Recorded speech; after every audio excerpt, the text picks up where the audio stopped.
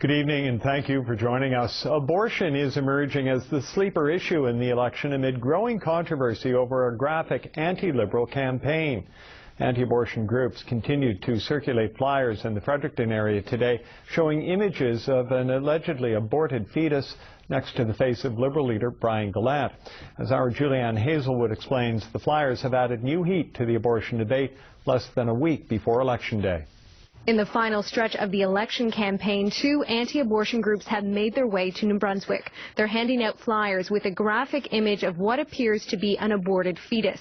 The controversial door-to-door delivery has divided residents on Fredericton's north side. I don't think that's right because I believe it is a very personal issue. That people should realize that, they want to, pay for abortions. I'm sorry, but I don't agree with that. She's talking about the Liberal Party. The flyer targets Brian Gallant's position on abortion. The party has said it will review the current law that requires a woman to get the approval of two specialists in writing before getting an abortion. Gallant says the flyer isn't a respectful part of the debate. Very unfortunate to have such graphic photos going around. PC leader David Allward says he hasn't personally seen those images, but I certainly don't support or promote what's going on. I haven't seen what's going on.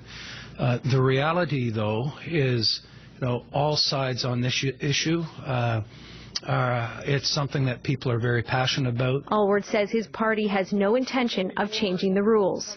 The closure of the Morgentaler Clinic in July has brought the abortion issue to the forefront in this election. The clinic performed more than half of the abortions in the province.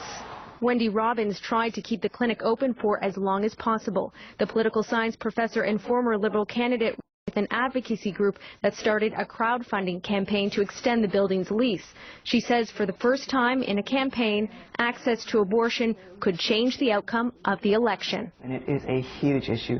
That is the ballot box question for an enormous number of people, including an enormous number of new voters, people who were never motivated to vote before and who are now. That's the case for Alexandra Hill, who lives in the neighborhood where the flyers were distributed. It definitely is something I would consider, like myself, when voting, because it's just something that's really personal to me. According to a CBC poll released last week, she's in the minority. Only 3% identified abortion as the main issue in the campaign.